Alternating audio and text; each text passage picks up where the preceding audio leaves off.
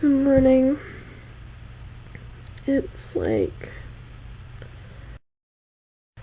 8:45 or something,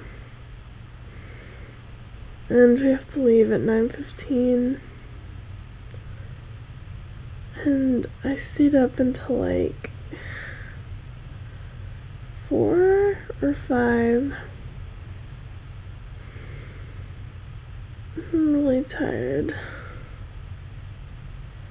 I need to just go back to sleep.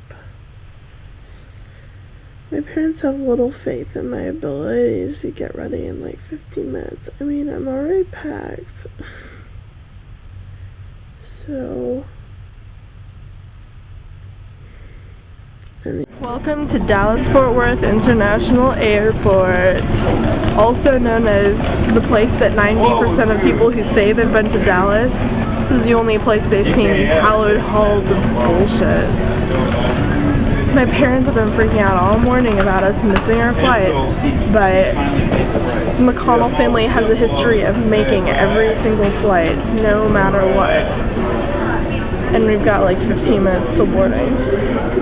I'm beginning to remember why my parents irritate me so much is because they lie. I woke up this morning and like at 9:15, which was in fact the time that they told me we were leaving, they're like, we're 15 minutes late, what the fuck? And I'm like, guys, I was under the impression that I'm 1 minute late. So, and then they freaked out and they're like, we're not gonna get our stuff on the plane and we're not gonna make our flight, we're here, we're fine. The only thing that's bad that's happened so far is that somebody called me princess, which is really not something that I like at all. I was like not really into that. So anyways, just chilling outside the women's room of DFW's Gate A because my mom's pulling that I can go to the bathroom before we left trick. Seriously? Why do people do that? Like, this doesn't make sense to me. I don't have this problem because I don't drink fluids ever.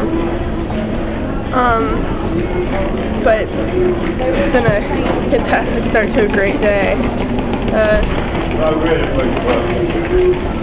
Yeah, it's really all I've got for right now. Here's another glimpse of the glorious DFW.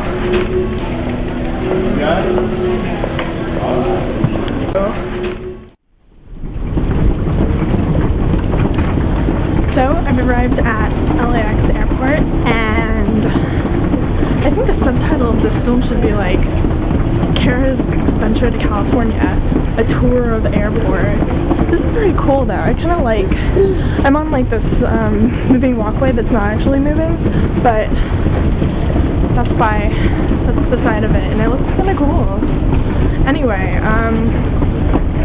so we're here at the airport, and my parents are about like 30 feet in front of me and panicking because they think they've lost me, as if I'm like some 5-year-old child that could get lost that easily.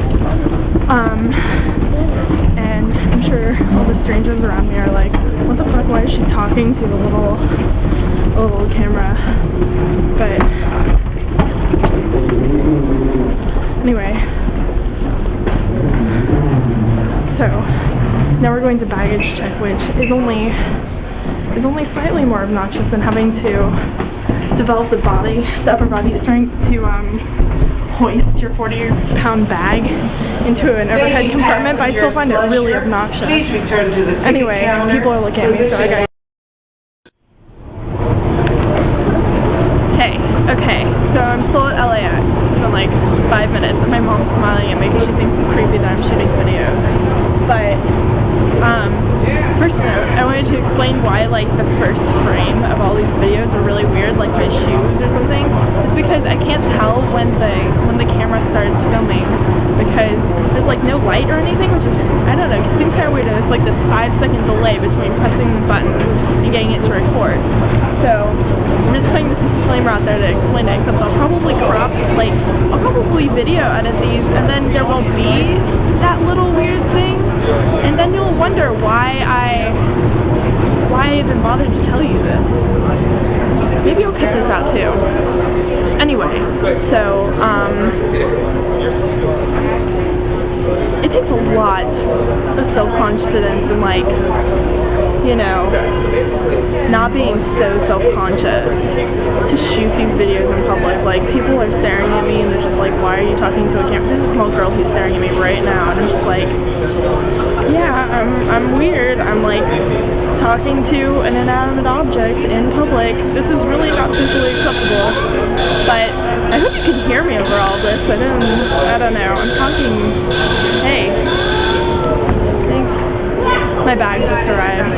My carry-on. Going to the airport involves, like, a lot of weird and really stupid family traditions. Like, even though I'm 20 and have more upper body strength than my mother, my mom and dad always pull the luggage off of the conveyor belt instead of me. Like, I used to be stronger than my dad, too, before he started working out and decided that, you know, he had the right to tell us all that we needed to start working out and to eat better and stuff. It's like, hey, remember when you weren't in shape? Like, kind of enjoyed you more. You know, when you thought it was okay to eat, like, really fatty foods and, like, lay around all the time. That was a fun time. Like, why now that in the last couple of years you started becoming the most physically active person in the family, why do you feel like you're entitled to tell everybody else that, like, we're slackers and fatties? I'm not a slacker and I'm not a fatty. I just like to sit around and watch TV and play The Sims all day. I mean, whatever.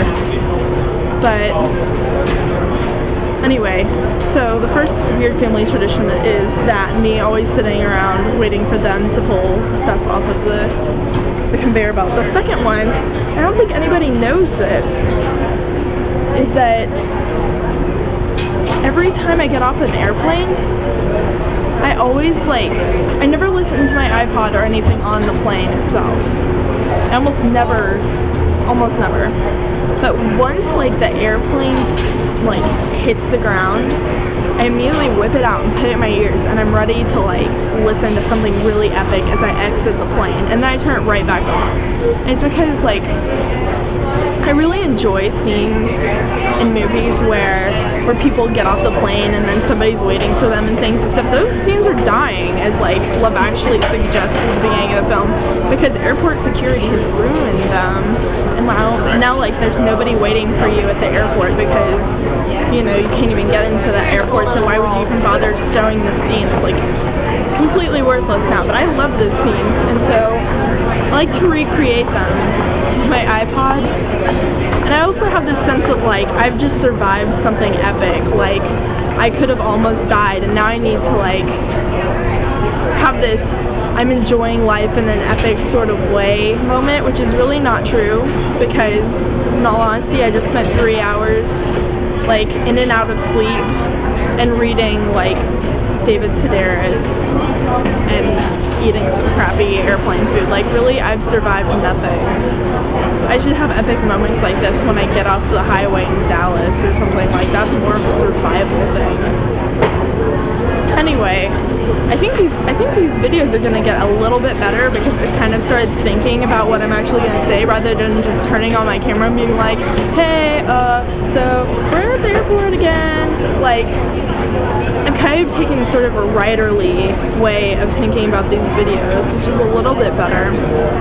I don't know, they're probably still shitty, and you're probably laughing at me right now thinking that they're better. But anyway, I'm sorry these have been pretty mundane. I hope that they'll get better and shorter and less frequent so that in the end there isn't like this hour-long epic of me just talking about nothing. Because really, who's going to watch that? And then I'll be really depressed because nobody wanted to watch my video diary. Anyway, none of the luggage has arrived. I'm still sitting here. Fortunately, everyone has decided that this is not that interesting of a spectacle and have since turned their eyes back to the conveyor belt where they're going to wrestle for luggage. I don't know. I wrote something on the plane that I'll probably read to you. It just sounds really unendingly interesting.